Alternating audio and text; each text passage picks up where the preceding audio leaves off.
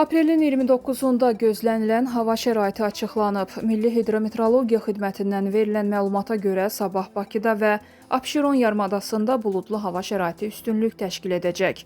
Səhər və axşam bəzi yerlərdə arabir yağış yağacağı gözlənilir. Yarımadanın bəzi yerlərində qısa müddətli intensivləşəcəyi ehtimalı var. Mülayim şimal-qərb küləyi gündüz arabir güclənəcək.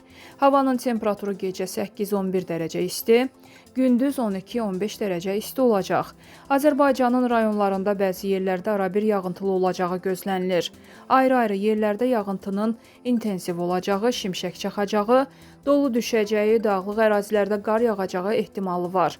Axşam əksər rayonlarda yağıntılar tədricən kəsiləcək. Ayrı-ayrı yerlərdə arabir duman olacaq.